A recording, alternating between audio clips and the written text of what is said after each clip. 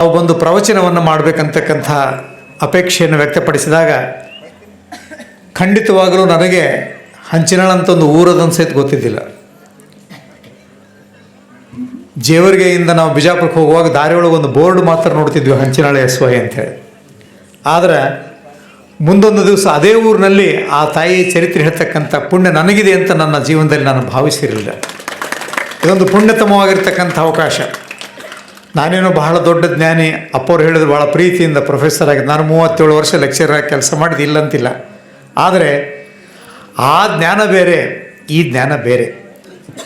ಇಂಥ ಒಂದು ಪಾಂಡಿತ್ಯವನ್ನು ಪ್ರದರ್ಶನ ಮಾಡಬೇಕಂತಕ್ಕಂಥ ದೃಷ್ಟಿಯಿಂದಲ್ಲ, ನೀವೆಲ್ಲರೂ ಕೂಡ ಇಲ್ಲಿ ಪುರಾಣ ಹೇಳಲಿಕ್ಕೆ ನನಗೆ ಅವಕಾಶ ಕೊಟ್ಟಿರಲ್ಲ, ನನ್ನ 7 ಜನ್ಮದ ಪುಣ್ಯ ಅಂತ ನಾನು ಈ ಸಂದರ್ಭದಲ್ಲಿ ಅದನ್ನು ಭಾವಿಸ್ತಾ ಇದ್ದೀನಿ. ಬಹುಶಃ ಸುಮಾರು ಒಂದು 37-38 ಸಲ ಈ ಪುರಾಣವನ್ನು ನಾನು ಬೇರೆ ಬೇರೆ ಕಡೆ, ಬೇರೆ ಬೇರೆ ಊರುಗಳಲ್ಲಿ, ನಮ್ಮ ಮಠದಲ್ಲಿ, ನಮ್ಮ ಶಹಾಪುರದಲ್ಲಿ ಹೇಳಿರಬಹುದು. ಆಗಲೇ ಅಪ್ಪ ಅವರು ಹೇಳಿದ ಹಂಗೆ ಈ ಪುರಾಣ ಅಂತಂದ್ರೆ ಭಾಳ ನಮ್ಮ ಶಾಸ್ತ್ರಿಗಳು ಭಾಳ ಸಲ ಹೇಳ್ತಿರ್ತಾರೆ, ಇದು ಪುರಾಣ ಹೇಳೋರದು ಕಂಠ ಚೆಂದಿರಬೇಕು, ಕುಂತು ಕೇಳೋರ ಟೊಂಕ ಚೆಂದಿರ್ಬೇಕು ಅಂತ ಹೇಳ್ತಿರ್ತಾರೆ. ನಿಮ್ಮ ಸೊಂಟ ಗಟ್ಟಿರಬೇಕು, ನಮ್ಮದು ಕಂಠ ಗಟ್ಟಿರ್ಬೇಕು. ಅವೆರಡೂ ಗಟ್ಟಿ ಇದ್ದಿದ್ದಿಲ್ಲ ಅಂತಂದ್ರೆ ಏನೂ ಆಗಂಗಿಲ್ಲ, ಏನು ಆಗಬಾರ್ದು ಅದು ಆಗಿ ಹೋಗ್ತದೆ. ಆದರೆ ಬಹಳ ಪ್ರೀತಿಯಿಂದ ನನಗೆ ಸಾಯಂಕಾಲ ನಾನು 5:30 ಗಂಟೆಗೆ ಊರಿಗೆ ಬಂದಾಗ ಪುರಾಣ ಇವತ್ತದೆ, ನೀನೊಂದು 2-3 ದಿವಸ ಬಿಟ್ಟು ಅದನ್ನಂಗಿತ್ತು ಎಲ್ಲ ವ್ಯವಸ್ಥೆ ನೋಡಿದರು. ಬ್ಯಾನರ್ ಕಟ್ಲಕತ್ತಿದ್ರು, ಮತ್ತೇನೋ ನಡೆದಿತ್ತೆಲ್ಲ ವ್ಯವಸ್ಥೆ. ಎಷ್ಟು ಒಕ್ಕಟ್ಟಿನಿಂದ, ಎಷ್ಟು ಪ್ರೀತಿಯಿಂದ ಈ ಪುರಾಣದ ಸೇವೆಯನ್ನು ತಾವೆಲ್ಲ ನಡೆಸಿಕೊಟ್ಟಿದ್ದೀರಿ ಅಂತಂದ್ರೆ ನಿಮಗೆಲ್ಲರಿಗೂ ಒಂದು ಆತಂಕ ಏನಿತ್ತು ಅಂತಂದರೆ, ಮೊದಲನೇ ಸಲ ಅಂತಕ್ಕಂಥದ್ದು ಯಾವತ್ತೂ ಕೂಡ ಮನುಷ್ಯನಿಗೆ ಭಯ. ಫಸ್ಟ್ ಟೈಮ್ ಕಾಲೇಜ್ಗೆ ಹೋಗೋ ಮುಂದೆ, ಗಂಡನ ಮನೆಗೆ ಹೋಗ್ತಕ್ಕಂಥ ಮೊದಲನೇ ದಿವಸ ಎಲ್ಲರಿಗೂ ಒಂದೊಂದು ದಿನ ಒಳಗಂದಾತ, ಇದು ಮೊದಲನೇ ಪುರಾಣ ಮಾಡ್ಲಕತ್ತೀವಿ, ಹೆಂಗೆ ಮಾಡ್ತೀವೋ ಏನೋ, ಅಪ್ಪವ್ರು ಯಾವಾಗ ಬರ್ತಾರೋ ಏನೋ, ಅವ್ರಿಗೆ ಏನಂತಾರೋ ಏನೋ ಅಂತ. ನನಗೆ ಯಾಕೆ ಧೈರ್ಯ ಇತ್ತಂತಂದ್ರೆ, ಈ ಊರಿನಲ್ಲಿ ಏನೇ ವ್ಯವಸ್ಥೆ ಆಗಿದ್ದರೂ ಕೂಡ, ಅಸ್ತವ್ಯಸ್ತ ಆಗಿದ್ದರೂ ಕೂಡ ಅದನ್ನೆಲ್ಲ ನೋಡ್ಕೊಂಡು ಹೋಗ್ಲಿಕ್ಕೆ ಒಂದು ಮಹಾಶಕ್ತಿಯಾಗಿ ಪೂಜ್ಯ ರುದ್ರಮುನಿ ಶಿವಾಚಾರ್ಯರ ಜೊತೆಗಿದ್ದಾರೆ. ನಮ್ಮೆಲ್ಲರ ಜೊತೆಗೆ ಆ ಪುಣ್ಯಾತ್ಮ ತಾಯಿ ನಮ್ಮ ಜೊತೆಗೆ ಇದ್ದಾಳಂತಕ್ಕಂಥ ಆಶೀರ್ವಾದವನ್ನು ಹೊತ್ತುಕೊಂಡು ನಾವೆಲ್ಲ ಈ ಕಾರ್ಯಕ್ರಮವನ್ನು ಮಾಡಿದ್ದೀವಿ. ಇಂಥ ಒಂದು ಸಂದರ್ಭದಲ್ಲಿ ಪ್ರತಿ ದಿವಸ 7 ಗಂಟೆಯಿಂದ 9 ಗಂಟೆ ಅಂತ ಪಾಂಪ್ಲೆಂಟ್ನೊಳಗೆ ಹಾಕಿದ್ದಾರೆ. ಒಂದು ವಿಷಯವನ್ನು ನಾವೆಲ್ಲ ಅರ್ಥ ಮಾಡಿಕೊಳ್ಳಬೇಕು. ನಾನು ಬೆಳಗ್ಗೆ ಬರುವಾಗ ಹಂಚಿನಾಳದಲ್ಲಿ ಪುರಾಣ ಇದೆ ಅನ್ನುವಂಥ ವಿಷಯವನ್ನು ನಮ್ಮ ಸಹೋದರ ಆಗಿರ್ತಕ್ಕಂಥ ಪೂಜ್ಯ ಕಾಳಸ್ತೇಂದ್ರ ಸ್ವಾಮಿಗಳವರಿಗೆ ಹೇಳಿದಾಗ ಅವ್ರ ಜೊತೆಗೆ ಬಹಳ ಒಂದು ಆತ್ಮೀಯವಾದ ಸಂಬಂಧ ಅವ್ರು ಹೇಳಿದ್ದೇ ಮಾತು ಹೇಳಿದರು. ಇಡೀ ಕಾರ್ಯಕ್ರಮದ ಎಲ್ಲ ಮಾರ್ಗದರ್ಶನ ಪೂಜ್ಯ ಕಡ್ಕೋಳ ಅಪ್ಪವ್ರ ಮೇಲೆ ಇರ್ತದೆ, ಯಾರೂ ಏನೂ ಚಿಂತೆ ಮಾಡ್ತಕ್ಕಂಥ ಅವಶ್ಯಕತೆ ಇಲ್ಲ ಅಂತಕ್ಕಂಥ ಒಂದು ಶುಭ ಮಾತುಗಳನ್ನು ಅವರು ಹೇಳಿ ಕಳಿಸಿದರು. ಇವತ್ತು ಬಹಳಷ್ಟು ಜನ ಸ್ವಾಮಿಗಳು ಹೆಂಗೆ ಇರಬಾರ್ದು ಅನ್ನಲಿಕ್ಕೆ ಭಾಳಷ್ಟು ಜನ ಉದಾಹರಣೆ ಸಿಗ್ತಾರೆ ನಮಗೆ. ಆದರೆ ಹೆಂಗೆ ಇರಬೇಕನ್ನೋಕ್ಕೆ ಕೆಲವೇ ಜನ ಸ್ವಾಮಿಗಳು ಉದಾಹರಣೆ ನಮಗೆ ಸಿಗ್ತಾರೆ. ಅಂಥ ಪೂಜ್ಯರಲ್ಲಿ ನಾನು ಅವರ ಮುಖಸ್ತುತಿಯನ್ನು ಮಾಡಬೇಕಂತಕ್ಕಂಥ ಭಾವ ಅಲ್ಲ, ಜನಪರ ಕಾಳಜಿ ಇರತಕ್ಕಂಥ ಸ್ವಾಮಿಗಳು ಬಹಳ ಭಾಳ ಭಾಳ ಭಾಳ ವಿರಳ. ಮಠದ ಪರ ಕಾಳಜಿ ಇರ್ತಕ್ಕಂಥವ್ರು, ಸಹಿತ ಪರವಾಗಿರ್ತಕ್ಕಂಥ ಕಾಳಜಿ ಇರ್ತಕ್ಕಂಥ ಎಷ್ಟೋ ಜನ ಸ್ವಾಮಿಗಳನ್ನು ನಾವು ದಿನನಿತ್ಯ ನೋಡ್ತೀವಿ, ಕೇಳ್ತೀವಿ, ಓದ್ತೀವಿ, ಎಲ್ಲ ಮಾಡ್ತೀವಿ. ಆದರೆ ಜನರ ಕಲ್ಯಾಣ ಆಗಬೇಕು, ಲೋಕ ಕಲ್ಯಾಣ ಆಗಬೇಕು, ಜನಜೀವನದ ಉದ್ಧಾರ ಆಗಬೇಕಂತಕ್ಕಂಥ ದೃಷ್ಟಿಯಿಂದ ಜನರ ಸಮಸ್ಯೆಗಳನ್ನು ಇಟ್ಕೊಂಡು ಹೋರಾಟ ಮಾಡ್ತಕ್ಕಂಥ ಸ್ವಾಮಿಗಳಲ್ಲಿ, ಅಪರೂಪದ ಸ್ವಾಮಿಗಳಲ್ಲಿ ಪೂಜ್ಯರು ಕೂಡ ಒಬ್ಬರು ಅಂತಕ್ಕಂಥ ಮಾತನ್ನು ಬಹಳ ಪ್ರೀತಿಯಿಂದ, ಅಭಿಮಾನದಿಂದ, ಕಾಳಜಿಯಿಂದ ನಾನು ಈ ಮಾತನ್ನು ಇಲ್ಲಿ ಹೇಳ್ತಾ ಇದ್ದೀನಿ. ನಮ್ಮದು ಕೂಡ ಅಪೇಕ್ಷೆ ಇದೀಗ ಅವರು ಮುಡುಗುಳದಲ್ಲಿ ಬಹಳ ದೊಡ್ಡ ಕಾರ್ಯಕ್ರಮ ಹಮ್ಮಿಕೊಂಡು ಆಗಲೇ ಹೇಳ್ತಾಯಿದ್ರು, 3,000 ಜನಕ್ಕೆ ನಿನ್ನೆ ಪ್ರಸಾದ ವ್ಯವಸ್ಥೆ ಆಗಿತ್ತು, ಭಾಳ ದೊಡ್ಡ ಬಸವ ಪುರಾಣ ನಡೆದೆ ಅಂತಕ್ಕಂಥ ಮಾತನ್ನು ಹೇಳಿದರು.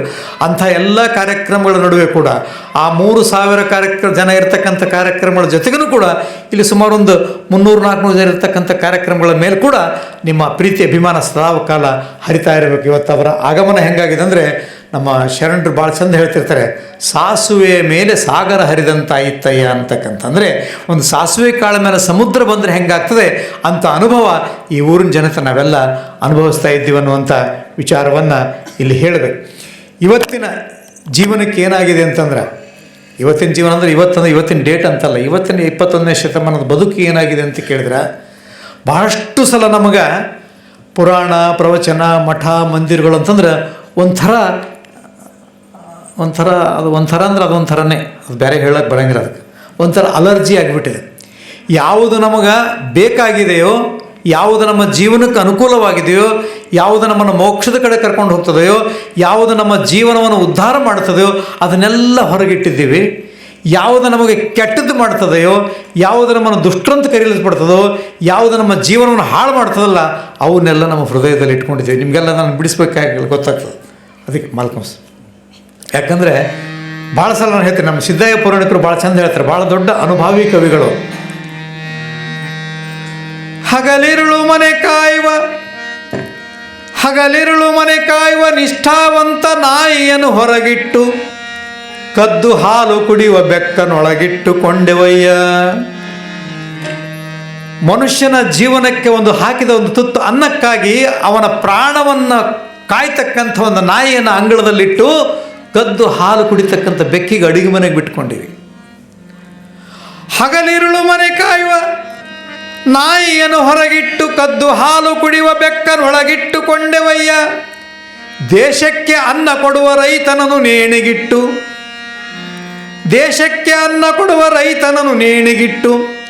ದೇಶ ಮಾಡುವ ಲೂಟಿಕೋರರನ್ನು ಪಲ್ಲಕ್ಕಿಯಲ್ಲಿಟ್ಟು ಮೆರೆಸಿದೆವಯ್ಯ. ಸಿದ್ದಯ್ಯ ಪುರಾಣ ಹೇಳ್ತಾರೆ. ಅಂದರೆ ಒಳಗಿರಬೇಕಾಗಿರ್ತಕ್ಕಂಥ ಜ್ಞಾನ, ಒಳಗಿರಬೇಕಾಗಿರ್ತಕ್ಕಂಥದ್ದು ಎಲ್ಲ ಹೊರಗೆ ಹೋಗ್ಬಿಟ್ಟವ.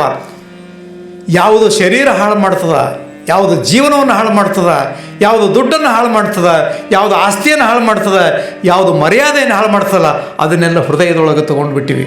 ಬಹುಶಃ ಇಂಥ ದುರಂತದಿಂದ ಮನುಷ್ಯನ ಜೀವನ ಉದ್ಧಾರ ಆಗಬೇಕು, ಪಾರಾಗಬೇಕಂದ್ರೆ ಇಂಥ ಮಠಗಳಲ್ಲಿ, ಮಂದಿರಗಳಲ್ಲಿ, ಇಂಥ ಊರುಗಳಲ್ಲಿ, ಗ್ರಾಮಗಳಲ್ಲಿ ತಾಯಿಯ ಸನ್ನಿಧಿಯಲ್ಲಿ ಕೇಳ್ತಕ್ಕಂಥ ಪುರಾಣಗಳಿಂದ ಆ ನಮ್ಮ ಬದುಕು ಉದ್ಧಾರ ಆಗ್ತಕ್ಕಂಥ ಮಾತನ್ನು ಪ್ರಾಮಾಣಿಕವಾಗಿ ನಾವು ನಂಬಿಕೊಂಡು ಬಂದಿದ್ದೇವೆ.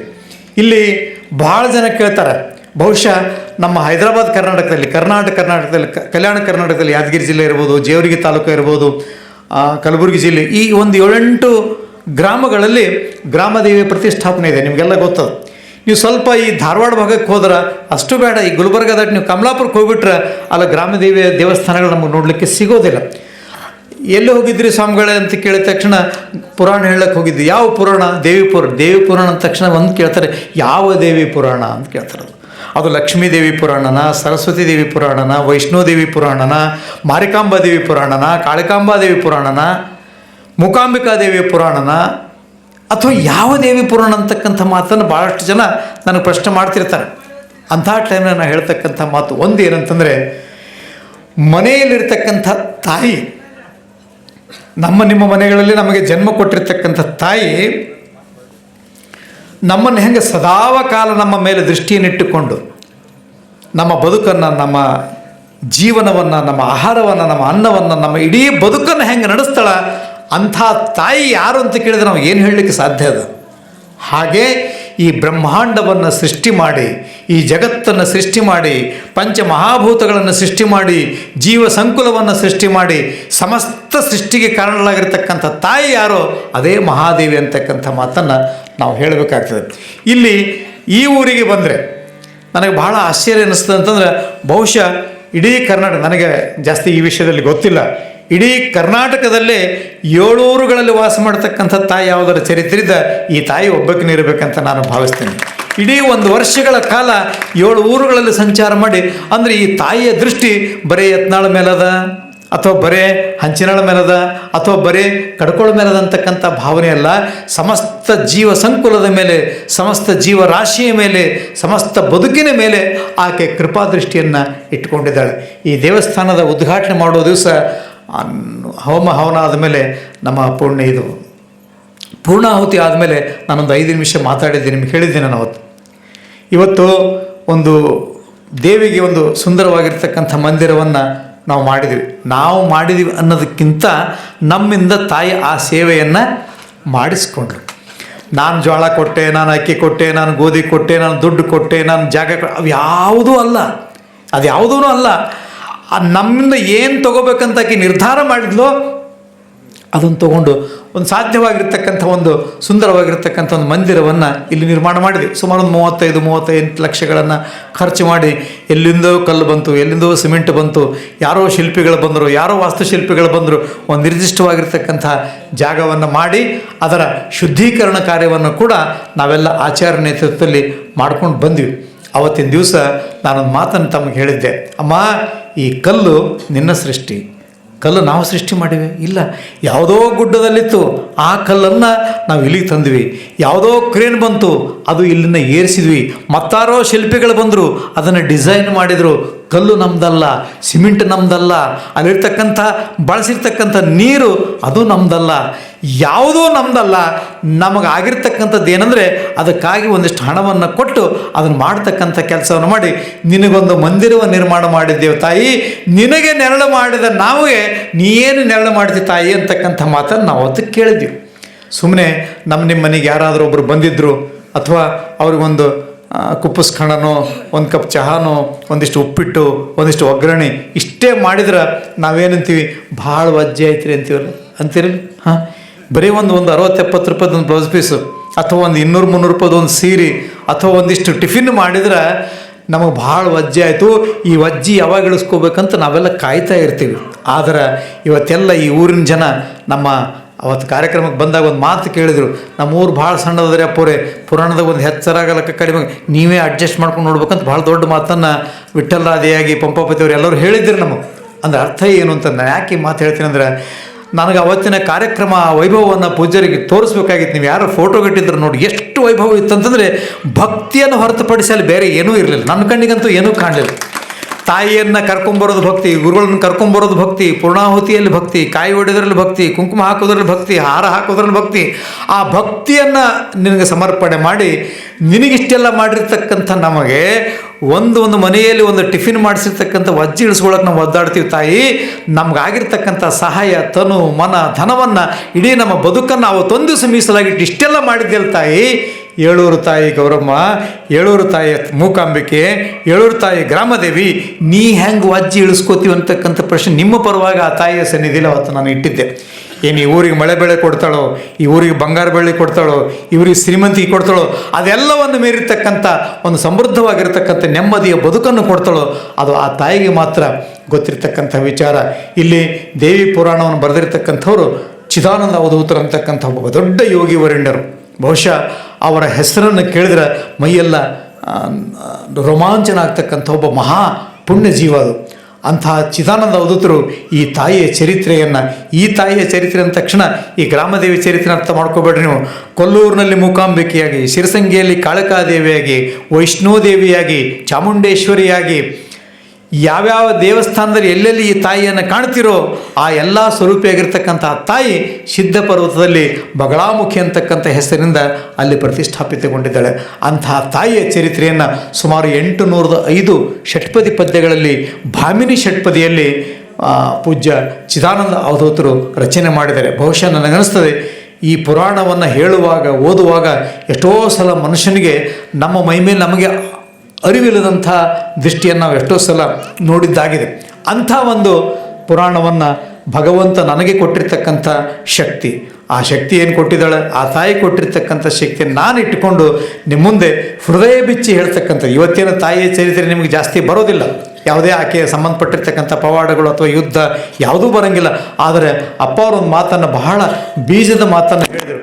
ಈ ದೇವಿ ಪುರಾಣ ಅಂತಕ್ಕಂಥದ್ದು ಇದು ಏನಂತಂದರೆ, ಇದು ಸುಮ್ಮನೆ ಒಬ್ಬ ರಾಕ್ಷಸ ಇದ್ದ, ಅವನು ಹಿಂಗೆ ಒಂದು 8-10 ಫೀಟ್ ಎತ್ತರ ಇದ್ದ, 20 ಫೀಟ್ ಹೈಟ್ ಇದ್ದ, ವಿಕರಾಳಿದ್ದ, ಹಲ್ಲು ಬಾಯಾಗಲಿಂದ ಹೊರಗೆ ಬಂದಿದ್ದು, ಇಂಥ ರಾಕ್ಷಸರನ್ನು ನೀವು ವಿಚಾರ ಮಾಡೋದಕ್ಕಿಂತ, ಅಂಥ ರಾಕ್ಷಸರನ್ನು ಕಲ್ಪನೆ ಮಾಡಿಕೊಳ್ಳೋದಕ್ಕಿಂತ ಇದು ದೇವಿಯ ಪುರಾಣ ಹೆಂಗೆ ಹೌದೋ ಇದು ನಮ್ಮೆಲ್ಲರ ದೇಹದ ಪುರಾಣ ಅಂತಕ್ಕಂಥದ್ದನ್ನು ನೀವು ಅರ್ಥ ಮಾಡ್ಕೊಳ್ಬೇಕು.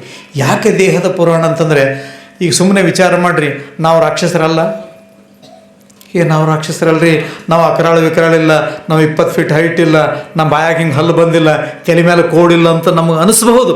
ಆದರೆ ಆ ರಾಕ್ಷಸರಲ್ಲಿ ಏನು ಗುಣಗಳಿದ್ದೋ ಅವೆಲ್ಲ ಗುಣಗಳು ಕೂಡ ನಿಮ್ಮಲ್ಲಿ, ನಮ್ಮ ಹೃದಯದಲ್ಲಿ ಜಾಗೃತ ಆಗಿದ್ದಾವೆ. ನಾನು ಭಾಳ ಸಲ ಹೇಳ್ತಿರ್ತೀನಿ, ಈಗ ನೀವೆಲ್ಲ ಸುಮ್ಮನೆ ಕುಂತೀರಿ, ಶಾಂತವಾಗಿ ಕುಂತೀರಿ, ಹಂಚಿನಾಳ ಎಸ್ವ ಅಂತಕ್ಕಂಥ ಗ್ರಾಮದೊಳಗೆ ಪೂಜ್ಯರ ಸನ್ನಿಧಿಯೊಳಗೆ, ತಾಯಿಯ ಸನ್ನಿಧಿಯೊಳಗೆ ಎಷ್ಟು ಶಾಂತವಾಗಿ ಕುಂತೀರಿ ಅಂದರೆ ಬೆಳತನ ಹೇಳಬೇಕು ಪುರಾಣ ಅಷ್ಟು ಚಂದ ಕುಂತೀರಿ, ಹೌದಾ? ಇಷ್ಟೆಲ್ಲ ಕುಂತದ್ನಾಗ ಅಲ್ಲಿದ್ದವ್ರಿಗೆ ಯಾರ ಮೇಲೂ ಸಿಟ್ಟಿಲ್ಲ, ಯಾರಿಗೂ ಸಿಟ್ಟಿಲ್ಲ. ಜಾತಿ, ಧರ್ಮ, ಮತ, ಪಂಥ, ಹೆಣ್ಣು, ಗಂಡು, ಸಣ್ಣವ್ರದ್ದು ಎಲ್ಲರೂ ಕುಂತೀರಿ. ಅಲ್ಲರಿಗೆ ಯಾರೋ ಒಬ್ಬರು ಬಂದು ಹಿಂಗೆ, ಯಾಕ ಸ್ವಲ್ಪ ಹತ್ತದ ಸರಿ, ಅಣ್ಣವ್ರಿಗೆ ಸ್ವಲ್ಪ ಹತ್ತದ ಸರಿ, ಕಾಕ ಸ್ವಲ್ಪ ಹತ್ತದ ಸರಿ ಅಂದರೆ, ಬರ್ರಿ ನಾವೇನು ಹೊತ್ಕೊಂಡು ಹೋಗ್ತೀವಿ ಜಾಗ ಅಂತೀರಿ, ಹೌದಾ? ಅಂತೀರಿಲ್ಲ? ಅಂಚನದಾಗ ಅಂತೀರಿ. ಹಂಗೆ ಅನ್ನೋದ್ರ ಬದಲಿ ಕಾಕ ಸ್ವಲ್ಪ ಸರಿ ರೀ, ಅಣ್ಣ ಸ್ವಲ್ಪ ಸರಿ ರೀ, ಅಕ್ಕ ಸ್ವಲ್ಪ ಸರಿ ರೀ, ಯವ್ವ ಸ್ವಲ್ಪ ಸರಿ ರೀ ಅನ್ನೋದ್ರ ಬದಲಿ ಜರದ ಸರಿ ಅದು ಅಂದು ನೋಡ್ರಿ ನೀವು ಯಾರಿಗಾರ ಸರಿ ಯಾಕ ಜಾಗ ನಿಮ್ಮ ಅಪ್ಪಂದನು. ನಾನು ಕೇಳೋ ಪ್ರಶ್ನೆ ಇದ್ರೊಳಗಿರಿ ನಿಮ್ಮ ಒಳಗಿರ್ತಕ್ಕಂಥ ಸಿಟ್ಟು ಅನ್ನೋ ರಾಕ್ಷಸ ಎಲ್ಲಿಂದ ಬಂತಾವ? ಆ ಸಿಟ್ಟು ಎಲ್ಲಿಂದ ಬಂತಂದ್ರೆ ಅದು ಹೆಡೆಮುಚ್ಚಿದ ಹಾವಿನಂತೆ ಒಳಗೇ ಇರ್ತದೆ. ಸಿಟ್ಟಿರ್ತದ, ಕಾಮ ಇರ್ತದ, ಕ್ರೋಧ ಇರ್ತದ, ಮದ ಇರ್ತದ, ಮೋಹ ಇರ್ತದ, ಲೋಭ ಇರ್ತದ, ಮಾತ್ಸರ್ಯ ಇರ್ತದ. ಯಾರ್ದಾರ ಮನೆ ಮುಂದೊಂದು ಫಾರ್ಚುನರ್ ಕಾರ್ ತಂದು ನಿಂದಿರಿಸಿ ಮಾಡಂತಂಬರಂತಂದ್ರೆ ಹೊಟ್ಟೆ ಖಾರ ಕಲಿಸಿದಂಗೆ ಆಗ್ತಲ್ಲ. ಈ ಮತ್ಸರ ಎಲ್ಲಿತ್ತು? ಈ ಮತ್ಸರ ಎಲ್ಲಿತ್ತು? ಅದಕ್ಕೆ DVG ಅಂತಕ್ಕಂಥ ಒಬ್ಬ ದೊಡ್ಡ ದಾರ್ಶನಿಕ ಕವಿ ಹೇಳ್ತಾನೆ, ಜಗತ್ತಿನೊಳಗೆ ಮನೆ ಕಿಚ್ಚಾರಿಸಲು ನೀರುಂಟು ಜಗದಲ್ಲಿ, ಮನೆಗೆ ಹತ್ತಿರ್ತಕ್ಕಂಥ ಬೆಂಕಿ ಆರಿಸ್ಲಕ್ಕೆ ನೀರದ, ಹೊಟ್ಟೆ ಕಿಚ್ಚಾರಿಸಲು ನೀರೆಲ್ಲದ ಅಂತ ಕೇಳ್ತಾನೆ. ಹೊಟ್ಟೆ ಒಳಗಿರ್ತಕ್ಕಂಥ ಕಿಚ್ಚಿಗೆ ನೀವು 2-3 ಬಿಸಿಲೇರಿ ನೀರು ಕುಡಿದ್ರೆ, ಥಮ್ಸಪ್ ಕುಡಿದ್ರೆ ಅದು ಕಿಚ್ಚು ಆರಂಗಿಲ್ಲ. ಅಂಥ ಕಿಚ್ಚು ಆರಿಸ್ಬೇಕು, ಅಂಥ ಸಿಟ್ಟು ಹೋಗಬೇಕು, ಅಂಥ ಅರಿಷಡ್ ವರ್ಗಗಳು ಹೋಗ್ಬೇಕಂದ್ರೆ ಒಂದು ದೇವಿ ಪುರಾಣದಿಂದ ಮಾತ್ರ ಸಾಧ್ಯವಾದ ಹೊರತಾಗಿ ಪ್ರಪಂಚದ ಮಹಾತ್ಮರ ದರ್ಶನವನ್ನು ಮಾತ್ರ ಸಾಧ್ಯ ಆಗ್ತದೆ ಅಂತಕ್ಕಂಥ ವಿಷಯವನ್ನು ನಾವು ತಿಳ್ಕೊಬೇಕಾಗಿದೆ. ಯಾಕಂದರೆ ಈ ಕಾಮ, ಕ್ರೋಧ, ಮದ, ಮೋಹ, ಲೋಭ, ಮತ್ಸರ ಅಂತಕ್ಕಂಥ ಅರಿಷಡ್ ವರ್ಗಗಳೇನವಲ್ಲ, ಅದಕ್ಕೆ ನಮ್ಮ ಜಚನಿ ಪೂಜ್ಯರು ಭಾಳ ಚಂದ ನೀವು ಹಂಗೆ ಬ್ಯಾಕಪ್ನಾಗ ಇರಲಿ, ಹಂಗೆ ಪೂರ ನಿಲ್ ಮಾಡಿಬಿಡ್ರಿ. ಜಚನಿ ಪೂಜ್ಯರು ಒಂದು ಮಾತು ಚಂದ ಹೇಳ್ತಾರೆ.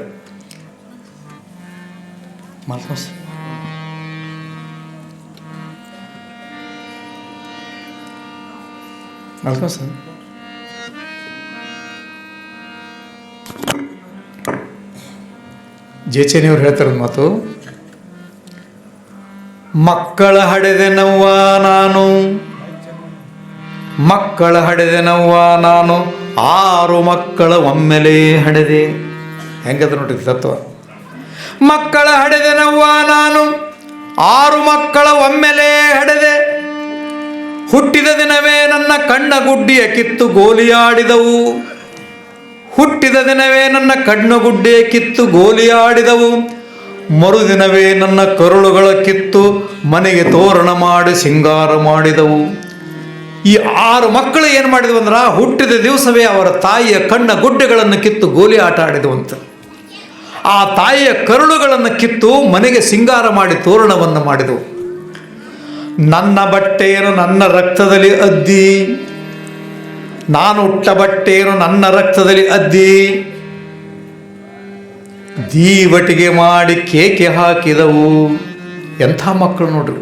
ಕಣ್ಣ ಗುಡ್ಡೆ ಕಿತ್ತು ಗೋಲಿಯಾಡಿದವು, ಕರುಳ ಬಳ್ಳಿಗೆ ಬಟ್ಟೆಯ ಸುತ್ತು ದೀವಟಿಗೆಯನ್ನು ಮಾಡಿ ಉರಿಯಂತ ಕೇಕೆ ಹಾಕಿದವು. ಅದರ ಜೊತೆಗೆ ನನ್ನ ಕರುಳುಗಳ ಕಿತ್ತು ತೋರಣವ ಮಾಡಿದವು. ಮಕ್ಕಳ ಹಡೆದೆನವ್ವ 6 ಮಕ್ಕಳ ಒಮ್ಮೆಲೇ ಹಡೆದೆ, ಮೊದಲನೆಯ ಮಗನ ಹೆಸರೇ ಕಾಮ. ಎಷ್ಟಾಗುತ್ತೆ? ಮೊದಲನೆಯ ಮಗನ ಹೆಸರು ಏನಂದರೆ ಕಾಮ. ಎರಡನೆಯವನೇ ಕ್ರೋಧ. ಕಾಮ, ಕ್ರೋಧ, ಮದ, ಮೋಹ, ಲೋಭ ಮತ್ತು ಮತ್ಸರ ಅಂತಕ್ಕಂಥ 6 ಜನ ಮಕ್ಕಳನ್ನು ಒಮ್ಮೆಲೆ ಹಡೆದೆ ಅಂತಕ್ಕಂಥ ಮಾತು ಹೇಳಬೇಕಂದ್ರೆ, ಈ 6 ಜನ ಮಕ್ಕಳು ಯಾರಿಗಿಲ್ಲ ಹೇಳ್ರಿ? ಮದುವೆ ಆಗಲಾರದವರಿಗೂ ಈ 6 ಜನ ಮಕ್ಕಳಿದ್ದಾರೆ. ಅದಕ್ಕೆ ಈ ಸಾಗರದಿಂದ ಪಾರಾಗಬೇಕಾದ್ರೆ, ಈ ಅರಿಷಡ್ ವರ್ಗಗಳಿಂದ ಮುಕ್ತರಾಗಬೇಕಾದ್ರೆ, ಸಿಟ್ಟನ್ನು ಗೆಲ್ಲಬೇಕಾದ್ರೆ, ಕಾಮ ಕ್ರೋಧವನ್ನು ಗೆಲ್ಲಬೇಕಾದ್ರೆ, ಇವೆಲ್ಲವನ್ನು ದಾಟಿಕೊಂಡು ನಾವು ಮುಂದೆ ಮುಂದೆ ಮುಂದೆ ಹೋಗಬೇಕಾದ್ರೆ ನಮಗೆ ಸುಂದರವಾಗಿರ್ತಕ್ಕಂಥ ಒಂದು ಪ್ರಪಂಚ ನಿರ್ಮಾಣ ಆಗಬೇಕಾಗಿತ್ತು. ಅಂದರೆ ಇಂತಹ ಪುರಾಣ ಪುಣ್ಯ ಕಥೆಗಳು ನಮಗೆ ಯಾವತ್ತೂ ಕೂಡ ಸಹಾಯ ಮತ್ತು ಸಹಕಾರ ಆಗ್ತವಂತಕ್ಕಂಥ ಮಾತನ್ನು ಅಲ್ಲಿ ಹೇಳಬೇಕು. ಚಿದಾನಂದ ಅವಧೂತರು ಪೂಜ್ಯರು ಹೇಳುವಾಗ ಪ್ರಾಸ್ತಾವಿಕದಲ್ಲಿ ನಮ್ಮ ಆಶೀರ್ವಚನದಲ್ಲಿ ಮಾತನ್ನು ಹೇಳಿದ್ರು. ದುಷ್ಟ ಮರ್ದನ ಶಿಷ್ಟ ರಕ್ಷಣೆ ಅಂತಕ್ಕಂಥದ್ದು. ಅಂದರೆ ಎಲ್ಲೆಲ್ಲಿ ದುಷ್ಟತನ ಇದೆಯೋ, ಎಲ್ಲೆಲ್ಲಿ ದಾನವರು ತಲೆ ಎತ್ತಿ ಕುಣಿದಾಡ್ತಾರೋ, ಎಲ್ಲೆಲ್ಲಿ ಸಂಭಾಯಿತರು ರಕ್ಷಣೆಯನ್ನು ಬೇಡ್ತಾ ಇದ್ದರೋ, ಸಂಭಾಯಿತರಿಗೆ ಜಾಗ ಇಲ್ಲ, ಒಳ್ಳೆಯವರಿಗೆ ಜಾಗ ಇಲ್ಲ. ದುಷ್ಟರು ಕುಣಿದಾಡ್ತಾ ಇದ್ದಾರೆ, ಪಾಪ ಕರ್ಮಗಳನ್ನು ಮಾಡ್ತಾ ಇದ್ದಾರೆ. ತಂದೆ ತಾಯಿಗಳ ನಡುವೆ, ಬಂಧು ಬಳಗದ ನಡುವೆ, ಅಣ್ಣ ತಮ್ಮಂದಿರ ನಡುವೆ, ಗುರು ಶಿಷ್ಯರ ನಡುವೆ, ರಾಜಪ್ರಭುವಿನ ನಡುವೆ, ಗಂಡು ಹೆಣ್ಣಿನ ನಡುವೆ, ಶ್ರೀಮಂತ ಬಡವರ ನಡುವೆ, ಎಲ್ಲಿ ನೋಡಿದರೂ ಕೂಡ ಅಸಮಾನತೆ ತಾಂಡವಾಡ್ತಿರ್ತಕ್ಕಂಥ ಸಂದರ್ಭದಲ್ಲಿ ಮನುಷ್ಯನಿಗೆ ಸದ್ಗುಣಗಳನ್ನು ಪ್ರೇರೇಪಿಸ್ತಕ್ಕಂಥ ಒಂದು ಯಾವುದಾದ್ರೂ ಶಕ್ತಿ ಇದ್ದರೆ ಅದು ಇಂತಹ ಪುರಾಣದಲ್ಲಿರ್ತಕ್ಕಂಥ ಶಕ್ತಿ ಎನ್ನುವ ಮಾತನ್ನು ನಾವು ಹೇಳಬೇಕಾಗ್ತದೆ. ಈ ಪ್ರಕಾರವಾಗಿ ಹಂಚಿನಾಳ ಗ್ರಾಮದಲ್ಲಿ ಇವತ್ತು ಪುರಾಣ ಚಾಲೂ ಆಗ್ತದೆ. ಬಹುಶಃ ನೀವು ಅನ್ಬೋದು ದಿವಸನೂ ಇದು 9:00 ಚಾಲೂ ಆಗ್ತಾನೆ ನೀವು ತಿಳ್ಕೊಂಡಿರ್ಬೇಕು. ಯಾಕಂದರೆ ನಿಮ್ಮೂರಿಗೆ ನಾನು ಬಂದು ಪುರಾಣವನ್ನು ವಾಚನ ಮಾಡಿ ಹೇಳಿ ಇಲ್ಲಿಂದ ನಾನು ವಾಪಸ್ ಹೋಗಬೇಕಾದ್ರೆ ರಾತ್ರಿ ನನಗೆ 11-11:30 ಆಗ್ತದೆ. ಕರೆಕ್ಟ್ ಟೈಮ್ ಆದ್ರೆ ಅದಕ್ಕೆ ನಾಳೆ ಇಲ್ಲಿರ್ತಕ್ಕಂಥ ಎಲ್ಲ ಕಾರ್ಯಕ್ರಮದ ಎಲ್ಲ ವ್ಯವಸ್ಥಾಪಕರಿಗೆ, ಈ ಊರಿನ ಗ್ರಾಮಸ್ಥರಿಗೆ ನಾನು ಕೇಳ್ತಕ್ಕಂಥದ್ದು ಏನಂದರೆ, ಸರಿಯಾಗಿ ನಾನು 6-6:30 ಗಂಟೆಗೆ ಊರಿಗೆ ಬರ್ತೀನಿ. 7:00 ಪುರಾಣ ಚಾಲು ಮಾಡಿ 9:15 ಮಂಗಳಾರತಿ ಆಗುವಂಗಾದ್ರೆ ಒಳ್ಳೇದಂತ ನನ್ನ ಅಭಿಪ್ರಾಯ. ಅದ ತಾವೇನಂತೀರೋ ನನಗೆ ಗೊತ್ತಿಲ್ಲ. 6:30 ನಾನು ಸರಿಯಾಗಿರ್ತೀನಿ, ಭಾಳ ಟೈಮ್ ಮೇಂಟೈನ್ ಮಾಡ್ತೀವಿ. 6:30 ಬರ್ತೀವಿ, ಒಂದಿಷ್ಟು ಸ್ನಾನ ಮಾಡಿ ಇಲ್ಲಿಗೆ ಬಂದು 7:00 ಪುರಾಣ ಸ್ಟಾರ್ಟ್ ಮಾಡಿ ಒಂದಿಷ್ಟು ಮಂಗಳಾರತಿ ಎಲ್ಲ ಮಾಡಿಕೊಂಡು ರಾತ್ರಿ 9:15 ಮಂಗಳಾರತಿ ಮಾಡಿಕೊಂಡ್ರೆ ಬಹುಶಃ ನಿಮ್ಮ ಮನೆಗೆ ಹೋಗಲಿಕ್ಕೆ, ನಿಮ್ಮ ಮನೆಗೆ ನೀವು, ನಮ್ಮನೆ ನಾವು ಹೋಗಲಿಕ್ಕೆ ಅವಕಾಶ ಆಗ್ತಕ್ಕಂಥ ಮಾತನ್ನು ಹೇಳ್ತಾ ಇವತ್ತು ಪುರಾಣದ ವಿಶೇಷವಾಗಿರ್ತಕ್ಕಂಥ ಪ್ರವಚನವನ್ನು ಹೇಳಿದೆ. ಭಗವಂತನ ಮೇಲಿರ್ತಕ್ಕಂಥ ಭಕ್ತಿ ಇದೆಯಲ್ಲ, ಭಕ್ತಿ ಭಕ್ತಿ ಭಕ್ತಿ ಅಂತಕ್ಕಂಥ ಶಬ್ದವನ್ನು ಭಾಳ ಸಲ ನಾವು ಅದನ್ನು ಭಾಳ ಬಿಗಿಯಾಗಿ ಮಾಡಿಟ್ಟಿವಿ, ಅದನ್ನು ಭಾಳ ಗಂಭೀರವಾಗಿ ಮುಟ್ಟಿವಿ. ಏನು ಭಕ್ತಿ ಅಂತಂದ್ರೆ, ಮಕ್ಕಳ ಮೇಲಿಟ್ಟರೆ ಪ್ರೇಮ, ಹೆಂಡತಿ ಗಂಡನ ಮೇಲಿಟ್ರ, ಗಂಡ ಹೆಂಡತಿಯ ಮೇಲಿಟ್ರ, ಅಣ್ಣ ತಮ್ಮನ ಮೇಲಿಟ್ರ, ತಮ್ಮ ಅಣ್ಣನ ಮೇಲಿಟ್ರ, ಗುರುಗಳು ಶಿಷ್ಯನ ಮೇಲಿಟ್ರ, ಶಿಷ್ಯರು ಗುರುವಿನ ಮೇಲಿಟ್ರ, ಅದು ಭಕ್ತಿ. ಭಕ್ತಿ ಕಾಳಜಿ ಅನ್ನೋ ಶಬ್ದವೇ ಭಕ್ತಿ ಅಂತಕ್ಕಂಥ ರೂಪದೊಳಗೆ ಆಗ್ತದೆ. ಆದ್ರೆ ನಾವೇನು ಮಾಡ್ತೀವಿ ಅಂತಂದ್ರೆ, ಬಹಳಷ್ಟು ಸಲ ಭಯ ಭಕ್ತಿ ಅಂತಕ್ಕಂಥ 2 ಶಬ್ದವನ್ನು ಇಟ್ಕೊಂಡಿರಿ. ನೋಡಿರ್ಬೇಕಾದ್ರೆ ದೇವರ ಬಗ್ಗೆ ನಮಗೆ ಭಕ್ತಿ ಇರಬೇಕು. ಆದರೆ ನಮಗೇನಾಗಿದೆ ಅಂತ ಕೇಳಿದ್ರೆ ಭಕ್ತಿಗಿಂತ ಭಯವೇ ಹೆಚ್ಚಾಗಿದೆ. ಇದು ನನ್ನ ಅಭಿಪ್ರಾಯ. ಭಕ್ತಿಗಿಂತ ಭಯವೇ ಹೆಚ್ಚಾಗಿ ಭಗವಂತನನ್ನು ದೂರ ಇಡತಕ್ಕಂಥ ಪ್ರಯತ್ನವನ್ನು ಇವತ್ತು ನಾವು ನೋಡ್ತಾ ಇದ್ದೀವಿ. ಆ ದೇವ್ರ ಬೆಂಕಿ ಇದ್ದಂಗೆ, ಈ ದೇವ್ರ ಬೆಂಕಿ ಇದ್ದಂಗೆ, ಅವ ಹಂಗ ಇವ ಹಿಂಗ ಅಂಥೇಳಿ ನಮ್ಮಷ್ಟಕ್ಕೆ ನಾವೇ ಹೆದರಿಕೊಂಡು ಭಗವಂತನನ್ನು ದೂರ ಇಡ್ತೀವಿ. ಅದಕ್ಕೆ ನಮ್ಮ ಜನಪದರು ಎಷ್ಟು ಚಂದ ಹೇಳ್ತಾರೆ ಅಂತಂದ್ರೆ, ದೇವರನ್ನು ನಂಬಬೇಕಾದ್ರೆ ಬಹುಶಃ ಯಾವ ಶಿಷ್ಟ ಸಾಹಿತಿಗಳು, ಯಾವ ದೊಡ್ಡ ದೊಡ್ಡ ಸಾಹಿತಿಗಳು ಮಾಡಲಾರಂಥ ಒಂದು ರಚನೆಯನ್ನು ನಮ್ಮ ಜನಪದರು ಬಹಳ ಸುಂದರವಾಗಿ ಮಾಡ್ತಾರೆ. ಎಷ್ಟು ಚಂದ ಹೇಳ್ತಾರೆ ಅವರು. ನೀರಿಗೆ ಹೊಂಟೀನಿ ಯಾರ್ಯಾರು ಜೋಡಿಲ್ಲ, ನೀರಿಗೆ ಹೊಂಟೀನಿ ಯಾರ್ಯಾರು ಜೋಡಿಲ್ಲ, ನಾ ಜೋಡ ನನ್ನ ಕೊಡ ಜೋಡ, ನಾ ಜೋಡ ನನ್ನ ಕೊಡ ಜೋಡ, ತಲೆ ಮ್ಯಾಲಿನ ಮಹಾದೇವ ಜೋಡ ಮನಿತನಕ. ಆಕೆ ಹೇಳ್ತಕ್ಕಂಥ ನೀರಿಗೆ ಹೊಂಟೀನಿ ಯಾರ್ಯಾರು ಜೋಡಿಲ್ಲ, ನಾ ಜೋಡ ನನ್ನ ಕೊಡ ಜೋಡ, ನಾ ಜೋಡ ನನ್ನ ಕೊಡ ಜೋಡ, ತಲೆ ಮ್ಯಾಲಿನ ಮಹಾದೇವ ಜೋಡ ಮನಿತನಕ ಅಂತ ಹೇಳ್ಬೇಕಂದ್ರೆ ಆಕಿನ ಭಕ್ತಿ, ಆಕಿನ ಪ್ರೀತಿ, ಆಕಿನ ವಾತ್ಸಲ್ಯ, ಆಕಿನ ಮಮಕಾರ ಯಾರ ಮೇಲೆ ಅದಂತ ಕೇಳಿದ್ರೆ ದೇವ್ರ ಮೇಲಿಟ್ಟಾಳ, ಭಗವಂತನ ಮೇಲಿಟ್ಟಾಳ. ಬಡತನ ನನಗಿರಲಿ, ಯಾರ ಹಿಂಗೆ ಕೇಳಿವೇನು? ಹಂಚಿನಾಳದಲ್ಲಿ ಯಾರು ನಾಳೆ ಬೆಳಗ್ಗೆ ಬಂದು ಹಿಂಗೆ ನಿಂತೇವೆ, ಯವ್ವ ಬಡತನ ನನಗಿರಲಿ, ಏನು ಹೇಳಕ್ಕೆ ಬಂದಿರಿ ಪುರಾಣ ಅಂತೀರಿ ನೀವು? ಬಡತನ ನನಗಿರಲಿ, ಬಾಳು ಮಕ್ಕಳಿಗಿರಲಿ, ಮ್ಯಾಲ ಗುರುವಿನ ದಯವಿರಲಿ, ಮ್ಯಾಲ ಗುರುವಿನ ದಯವಿರಲಿ ಭಗವಂತ, ಮ್ಯಾಲ ಗುರುವಿನ ದಯವಿರಲಿ ಮಹಾದೇವಿ, ತಲೆ ಮ್ಯಾಲ ನಿನ್ನ ದಯವಿರಲಿ. ಬಹುಶಃ ನನಗನ್ನಿಸ್ತು ಇದನ್ನು ನೋಡಿದಾಗ, ಭಗವಂತನ ಕೇಳ್ತಾಳಕಿ, ಬಡತನ ನನಗಿರಲಿ, ಬಾಳು ಮಕ್ಕಳಿಗಿರಲಿ, ಮ್ಯಾಲ ಗುರುವಿನ ದಯವಿರಲಿ ಭಗವಂತ, ತಲೆ ಮ್ಯಾಲ ನಿನ್ನ ದಯವಿರಲಿ ಅಂತ ಅರ್ಥತೆ.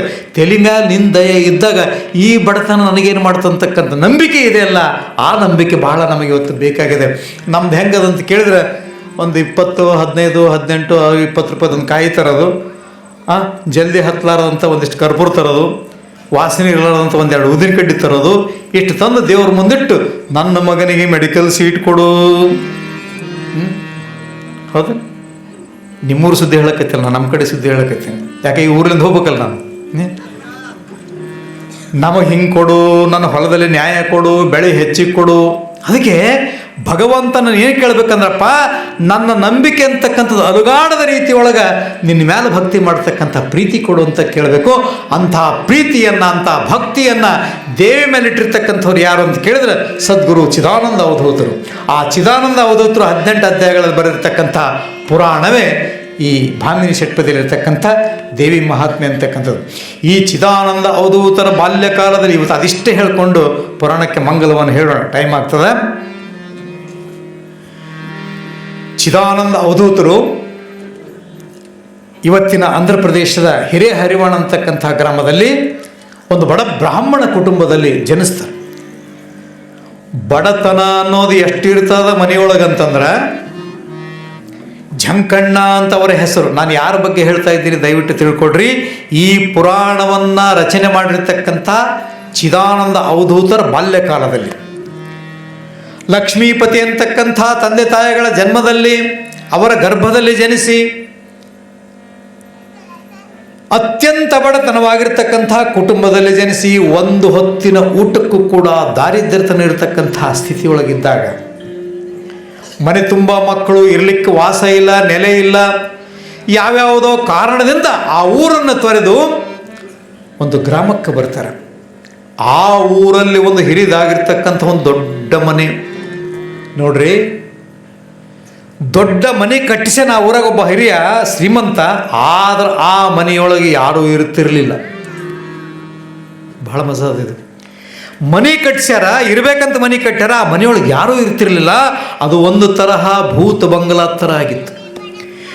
ಮನೆಗೆ ಬಾಗಿಲು ಹಾಕಿದ್ರು, ಕಿಟಕಿ ಹಾಕಿದ್ರು, ಹೊರಗಡೆ ಎಲ್ಲ ಕಸ ಬಿದ್ದಿತ್ತು, ಎಲ್ಲಿ ಬೇಕಲ್ಲಿ ಹಾಗೆ ಇತ್ತು. ಆಗ ಈ ದಂಪತಿಗಳು ಅಲ್ಲಿಗೆ ಬರ್ತಾರೆ. ಅಲ್ಲಿಗೆ ಬಂದು ನಮಗೆ ಇರ್ಲಿಕ್ಕೆ ಈ ಮನೆ ಕೊಡ್ರಿ ಅಂತ ಕೇಳ್ತಾರೆ. ಯಾರು? ಚಿದಾನಂದ ಅವಧೂತರ ತಾಯಿ ಮತ್ತು ತಂದೆಯರು. ಕೇಳಿದಾಗ ಅವ್ರು ಹೇಳ್ತಾರೆ, ನೋಡಪ್ಪ, ಈ ಮನೆಯನ್ನು ನಾನು ಇರಬೇಕಂತ ಕಟ್ಟಿಸಿದ್ದು ನಿಜ, ಆದರೆ ಈ ಮನೆಯಲ್ಲಿ ದೆವ್ವಿನ ವಾಸದ, ಈ ಮನೆಯಲ್ಲಿ ಕಳ್ಳರ ವಾಸದ, ಈ ಮನೆಯಲ್ಲಿ ಭೂತ ಪಿಶಾಚಿಗಳ ವಾಸದ, ಅದಕ್ಕೋಸ್ಕರ ನನಗೆ ಇರಲಿಕ್ಕೆ ಧೈರ್ಯ ಆಗ್ತಾ ಇಲ್ಲ, ಅದಕ್ಕೋಸ್ಕರ ಮನೆಯನ್ನು ಕೀಲಿ ಹಾಕಿನಿ ಅಂತ ಹೇಳಿದಾಗ ಇವ್ರು ಹೇಳ್ತಾರಂತ, ಪ್ರಪಂಚದಲ್ಲಿ ಬಡತನಕ್ಕಿಂತ ದೊಡ್ಡ ಪಿಶಾಚಿ ಎಲ್ಲಿದ? ಮುಂಜಾನೆ ಊಟಕ್ಕಿದ್ರೆ ಮಧ್ಯಾಹ್ನ ಇಲ್ಲ, ಮಧ್ಯಾಹ್ನ ಇದ್ರೆ ಸಂಜಿಕಿಲ್ಲ, ಸಂಜಿಕಿದ್ರೆ ನಾಳೆ ಬೆಳಗ್ಗೆ ಇಲ್ಲ, ಹರಿದು ಬಟ್ಟೆ ಉಟ್ಕೊಂಡು ಚಿಂದಿ ಜೀವನವನ್ನು ಮಾಡ್ತಾ ಇದ್ದೀವಿ, ಅದಕ್ಕಿಂತ ಇಂಥ ಭೂತದ ವಾಸ ಇರುವಂಥ ಮನೆಯೇ ಕೊಡು ಅಂತ ಕೇಳಿ ಆ ಮನೆಯಲ್ಲಿ ವಾಸ ಮಾಡಲಿಕ್ಕೆ ಶುರು ಮಾಡ್ತಾರೆ. ಯಾರು? ಚಿದಾನಂದ ಅವಧೂತರ ತಂದೆ ತಾಯಿಯರು. ಅದೇ ಒಂದು ಮನೆಯಲ್ಲಿ ಒಂದು ಕಂದೀಲ್ ಹಚ್ಚಿಕೊಂಡು, ಒಂದು ಚಿಮಣ ಹಚ್ಚಿಕೊಂಡು ಜೀವನವನ್ನು ಮಾಡುವಂಥ ಸಂದರ್ಭದಲ್ಲಿ ಚಿದಾನಂದ ಅವಧೂತರಿಗೆ 9 ವರ್ಷ. ಅವಾಗ ಬಹಳ ಅದ್ಭುತವಾಗಿರ್ತಕ್ಕಂಥ, ಕೇಳಿದ್ರೆ ಮೈಯೆಲ್ಲ ರೋಮಾಂಚನ ಆಗ್ತಕ್ಕಂಥದ್ದು. ನೀವು ಈ ಪುರಾಣದ 9ನೇ ಅಧ್ಯಾಯ ಮತ್ತು 17, 18ನೇ ಅಧ್ಯಾಯ ಬಂದದ್ನಾಗ ಆ ಚರಿತ್ರೆ ನಿಮಗೆ ಬರ್ತದೆ, ಮತ್ತೊಂದು ಸಲ ಬರ್ತದೆ. ಅಂದರೆ ತುರ್ಯಾತೀತ ಅವಸ್ಥೆ ಅಂತಕ್ಕಂಥದ್ದು ಮನುಷ್ಯನಿಗೆ ಬರೋದಕ್ಕಿಂತ ಮುಂಚಿತವಾಗಿ ಎಷ್ಟೆಷ್ಟು ಜನ್ಮಗಳ ಪುಣ್ಯ ಅಂತಕ್ಕಂಥದ್ದು ಅವಧೂತರಿಗೆ ಒದಗಿ ಬಂದಿದೆ. ಅದೊಂದು ದಿವಸ ಮನೆಯಲ್ಲಿ ಯಾವುದೋ ಹಬ್ಬದ ನಿಮಿತ್ತವಾಗಿ ಹೋಳಿಗೆ ಅಡಿಗೆಯನ್ನು ಮಾಡಿರ್ತಾರೆ. ಚಿದಾನಂದ ಅವಧೂತರು 9 ವರ್ಷದ ಹುಡುಗನಾಗಿದ್ದಾಗ ಅವರ ತಾಯಿ ಹೋಳಿಗೆ ಅಡಿಗೆಯನ್ನು ಮಾಡಿ ದೇವರಿಗೆ ನೈವೇದ್ಯವನ್ನು ಕೊಡ್ತಿರಲ್ಲ ನೈವೇದ್ಯ, ನಾವು ನೀವು ಕೊಡ್ತೀವಿ ಹೌದಾ? ಒಂದು ತಾಟ್ನೊಳಗೆ ಒಂದು ಎಲೆ ಹಾಕಿ, ಎಲೆ ಮೇಲೆ ನೀರು ಹೊಡೆದು ಒಂದಿಷ್ಟು ಅನ್ನ, ಹೋಳಿಗೆ, ಕಡುಬು ಏನು ಮಾಡಿ ಅದೆಲ್ಲ ಹಾಕಿ ಮ್ಯಾಲೆ ಒಂದಿಷ್ಟು ತುಪ್ಪವನ್ನು ಹಾಕಿ ಭಗವಂತನಿಗೆ ಒಯ್ದು ನೈವೇದ್ಯವನ್ನು ಕೊಟ್ಟ ಮೇಲೆ ನಾವು ಊಟ ಮಾಡೋದು ಪದ್ಧತಿ. ಒಳ್ಳೆಯದು, ತಪ್ಪೇನಿಲ್ಲ.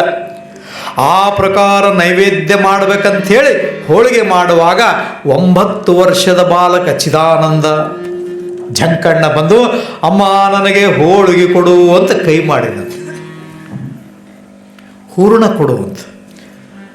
ನೀವು ಕೂಡ ಮನೆಯಲ್ಲಿ ಅಡಿಗೆ ಮಾಡುವಾಗ ಹೂರ್ಣ ಹಿಂಗೆ ಮಾಡ್ತಿರ್ತೀರಿ. ಮಕ್ಕಳು, ಸಣ್ಣ ಮಕ್ಕಳು, ಒಂದು 2.5-3 ವರ್ಷದ ಕೂಸು ಬಂದು ಅವ್ವ ನನಗೆ ಕೊಡೋಂದಾಗ ನೀವೇನಂತೀರಿ?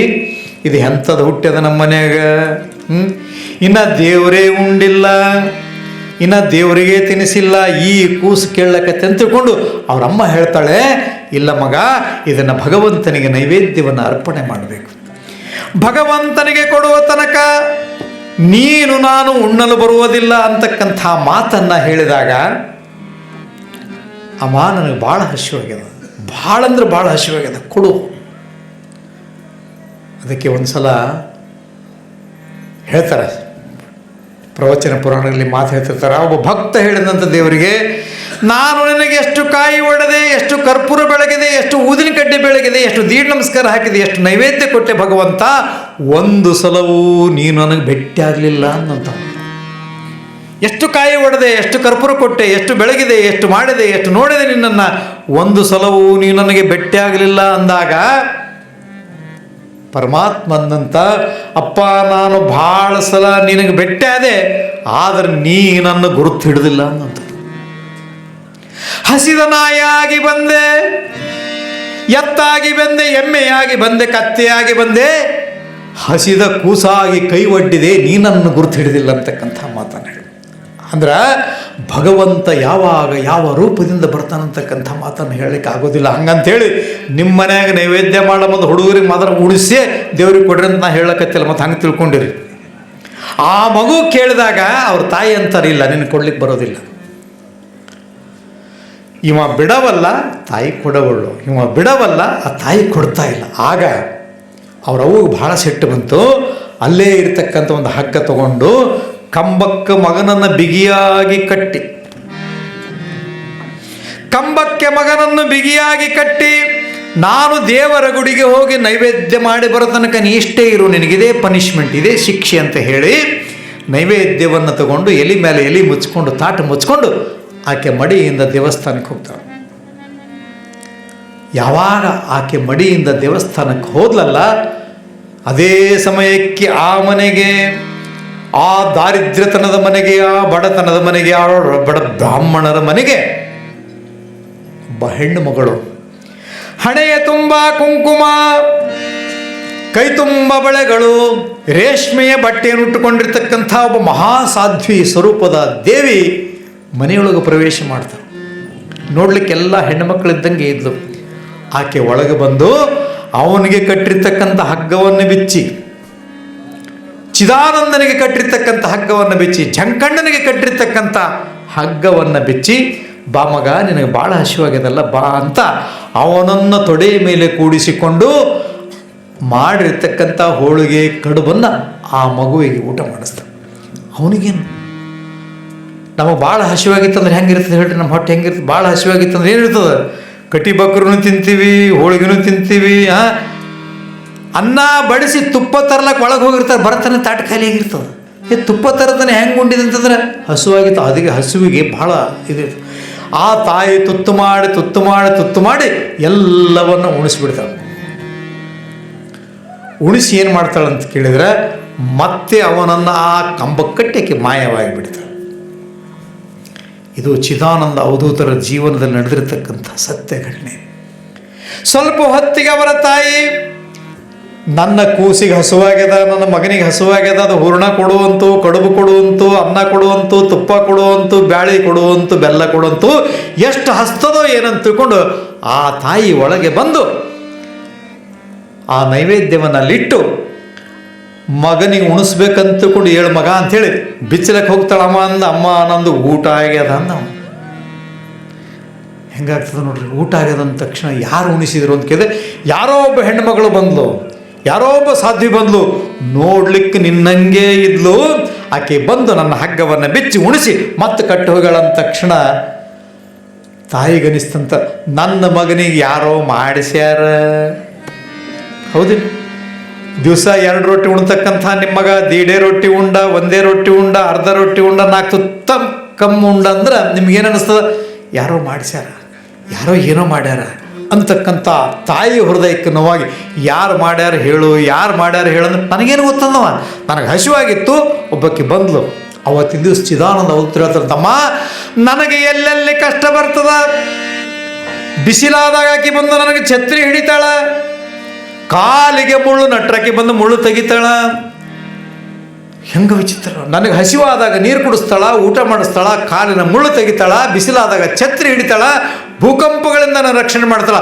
ಅಕ್ಕಿ ಯಾರಂತ ನನಗೆ ಗೊತ್ತಿಲ್ಲ ಅಂದಾಗ ತಾಯಿ ಅಂತಾಳ, ಈ ಮನೆಯಲ್ಲಿ ಪಿಶಾಚಿ ಇರೋದೇ ಖರೆ, ದೆವ್ವ ಇರೋದೇ ಖರೆ ಅಂತಕ್ಕಂಥ ನಿರ್ಧಾರಕ್ಕೆ ಬರ್ತಾಳೆ. ಯಾಕೆ ಈ ಮಾತು ಹೇಳಿದೆ ಅಂದರೆ, ಈ ರೀತಿಯಾಗಿ ಅವನನ್ನು ಸದಾಕಾಲ ಕಾಯ್ದು ಅವನಿಗೆ ಮೋಕ್ಷ ಮಾರ್ಗದ ಕಡೆ ಕರ್ಕೊಂಡು ಹೋಗಿರ್ತಕ್ಕಂಥ ಮಹಾತಾಯಿ ಯಾರಂದರೆ ಆ ದೇವಿಯ ಚರಿತ್ರೆಯಲ್ಲಿ ಇವತ್ತು ನಾವು ನೋಡ್ತಾ ಇದ್ದೀವಿ. ಹೇ ತಾಯಿಯ ಚರಿತ್ರೆ.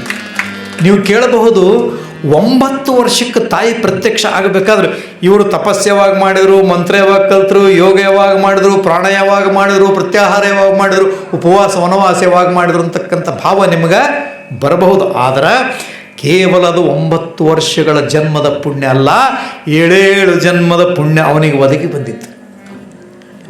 ನಮ್ಮ ಪೂಜ್ಯ ತಂದೆಯವರು ದೇವೇಂದ್ರ ಮಹಾಸ್ವಾಮಿ ಉದಾಹರಣೆಯನ್ನು ಕೊಡ್ತಾ ಇದ್ರು. ಒಂದು ದೊಡ್ಡ ಗುಂಡುಗಲ್ಲದಂತ ಇಟ್ಕೊರಿ, ದೊಡ್ಡದಂದ್ರೆ ದೊಡ್ಡದು, ಭಾಳ ದೊಡ್ಡದು. ಅದಕ್ಕೊಂದು 100 ಏಟು ಹೊಡೆದ್ರೂ ಅದು ಒಡೆಯಂಗಿಲ್ಲ. ಖಟ ಖಟ ಖಟ ಅಂತ ತಗೊಂಡು ಒಂದು ದೊಡ್ಡ ಹ್ಯಾಮರ್ ಸುತ್ತಿಗೆ ತೊಗೊಂಡು ಹೊಡೆದ್ರೆ ಒಂದು 100 ಏಟಿಗೂ ಅದು ಹೊಡಿಲಿಲ್ಲ. 101ನೇ ಏಟಿಗೆ ಅದು ಟಕ್ ಅಂತ ಹಿಂಗೆ ಬಿಚ್ಚಿತು ಅಂತ ಇಟ್ಕೊರಿ. ಅದರ ಅರ್ಥ ಏನಂದರೆ, ನೋಡೋರ ಕಣ್ಣಿಗೆ ಹೆಂಗೆ ಕಾಣಿಸ್ತಂದ್ರೆ 101ನೇ ಏಟು ಭಾಳ ಜೋರಾಗಿ ಬಿದ್ದದ, 101ನೇ ಏಟು ಜೋರಾಗಿ ಬಿದ್ದದ, ಅದಕ್ಕೆ ಹೊಡಿತದ ನಾವು ತಿಳ್ಕೊತೀವಿ. ಆದ್ರೆ ಸೃಷ್ಟಿ ಹೆಂಗಂತ ಕೇಳಿದ್ರೆ 101ನೇ ಏಟಿಗೆ ಅದು ಹೊಡಿಬೇಕಾದ್ರೆ ಹಿಂದಿನ 100 ಏಟುಗಳು ಅದನ್ನು ಸಡ್ಲು ಮಾಡಿರ್ತಾವ. ಹಿಂದಿನ 100 ಏಟುಗಳು ಅದನ್ನು ಸಡ್ಲು ಮಾಡಿದ ಸಲುವಾಗಿ 101ನೇ ಏಟಿಗೆ ಅದು ಹೊಡಿತಲ್ಲ. ಹಂಗ ಹಿಂದಿನ 7 8 ಜನ್ಮಗಳ ಮಾಡಿರ್ತಕ್ಕಂಥ ತಪಸ್ಸಿನ ಪುಣ್ಯ ಚಿದಾನಂದ ಉದ್ರಿಗೆ ಬಂದು ಅವರ ಈ ಜನ್ಮದಲ್ಲಿ 9ನೇ ವರ್ಷಕ್ಕೆ ದೇವಿ ಪ್ರತ್ಯಕ್ಷ ಆದಂತಕ್ಕಂಥ ಮಾತನ್ನು ಇಲ್ಲಿ ಚಿದಾನಂದ ಅವರು ತಮ್ಮ ಜೀವನದಲ್ಲಿ ಬರ್ಕೊಂಡಿರ್ತಾರೆ. ಅಂಥ ಚಿದಾನಂದ ಅವಧೂತರು ಈ ದೇವಿಯ ಚರಿತ್ರೆಯನ್ನು, ಸಿದ್ಧ ಪರ್ವತದ ಬಗಳಾಂಬ ಚರಿತ್ರೆಯನ್ನು ಬಹುಶಃ ಇಲ್ಲೇ ಸಿಂಧನೂರು ದಾಟಿನ ಸ್ವಲ್ಪ ಮುಂದೆ ಹೋಗ್ಬಿಟ್ರೆ ಒಂದು 30 ಕಿಲೋಮೀಟರ್ ದೂರದಲ್ಲಿ ಅಂಬಾನ ಮಠ ಅಂತ ನಿಮಗೆ ಗೊತ್ತಾಗ್ತದೆ. ಈಗ ದೇವಸ್ಥಾನ ಕನ್ಸ್ಟ್ರಕ್ಷನ್ ಸಲುವಾಗಿ ಎಲ್ಲ ಬಿಚ್ಚಿ ಕನ್ಸ್ಟ್ರಕ್ಷನ್ ಮಾಡ್ತಾ ಇದ್ದಾರೆ. ಅಂಥ ಅಂಬಾನ ಮಠದಲ್ಲಿ ಆಕೆಯನ್ನು ಪ್ರತ್ಯಕ್ಷ ಮಾಡಿರ್ತಕ್ಕಂಥ ಮಹಾ ದಾರ್ಶನಿಕರು, ಮಹಾ ತಪಸ್ವಿಗಳು, ಮಹಾ ಯೋಗಿ ವರೆಣ್ಯರು ಅಂಥವ್ರು ಬದಲಿರ್ತಕ್ಕಂಥ ಈ ತಾಯಿಯ ಚರಿತ್ರೆಯನ್ನು ನಾಳೆಯಿಂದ ಅತ್ಯಂತ ಸಾಧ್ಯಂತವಾಗಿ ವಿವರವಾಗಿ ಯಾವ್ಯಾವ ಪದ್ಯಗಳನ್ನು ಓದಬೇಕು ಆ ಪದ್ಯಗಳನ್ನು ಓದುವ ಮೂಲಕ ನಿಮ್ಮೆಲ್ಲರಿಗೆ ಹೇಳೋಣ ಅಂತಕ್ಕಂಥ ವಿಷಯವನ್ನು ಇಲ್ಲಿ ವಿಷದಪಡಿಸ್ತಾ ಮುಗಿಸೋದು. 10:30 ಅದಕ್ಕೆ ನಾಳೆ ಮತ್ತೊಂದು ಸಲ ನಾನು ಕಾರ್ಯಕರ್ತರಲ್ಲಿ ವಿನಂತಿ ಮಾಡ್ಕೊತೀನಿ. ನಾನು ಸರಿಯಾಗಿ 6:30 ಗಂಟೆಗೆ ಈ ಊರಿಗೆ ಬರ್ತೀನಿ. ಇಲ್ಲಿ ಸ್ನಾನ ಮುಗಿಸ್ಕೊಂಡು 7:15 7:20 ನಮ್ಮ ಸಂಗೀತಗಾರರು ಬಂದು ಅವರೆಲ್ಲ ಇಲ್ಲಿ ಸಂಗೀತ ಶುರು ಮಾಡಿರ್ತೀವಿ. 7 ಪುರಾಣ ಚಾಲು ಮಾಡಿ 9 ಗಂಟೆ 9:15 ಮಂಗಳಾರತಿ ಮಾಡೋಣ. ಪೂಜ್ಯರು ಕೂಡ ಅವರಿಗೆ ಸಮಯಾವಕಾಶ ಆದಾಗ ಬಂದು ಇಲ್ಲಿ ಆಶೀರ್ವಾದ ಮಾಡ್ತಾರೆ ಅಂತಕ್ಕಂಥ ವಿಷಯವನ್ನು ಹೇಳ್ತಾ, ಭಾಳ ಅಚ್ಚುಕಟ್ಟಾಗಿ ಸ್ಟೇಜ್ ಇರ್ಬೋದು, ಮೈಕ್ ಇರ್ಬೋದು, ವೇದಿಕೆ ಇರ್ಬೋದು, ಪೂಜ್ಯರ ಆಗಮನ ಎಲ್ಲವೂ ಕೂಡ ಬಹಳ ಅಚ್ಚುಕಟ್ಟಾಗಿ ನಡೆದಿದೆ. ಮತ್ತು ಈ ಪುರಾಣದ ಒಂದು ವಿಶೇಷ ಅಂದ್ರೆ ಇದು 18 ಅಧ್ಯಾಯಗಳ ಪುರಾಣ. 11 ದಿವಸಗಳೊಳಗೆ ಈ 805 ಪದ್ಯಗಳನ್ನು ಓದಿ ತಿಳಿಸಿ ಹೇಳಲಿಕ್ಕೆ ಸಾಧ್ಯ ಇಲ್ಲ. ಹಂಗೆ 805 ಪದ್ಯಗಳನ್ನು ಕೂಡ ನಿಮಗೆ ಹೇಳಬೇಕಂದ್ರೆ ಕನಿಷ್ಠ 1.5-2 ತಿಂಗಳು ಈ ಪುರಾಣ ಹಚ್ಚಬೇಕಾಗ್ತದೆ.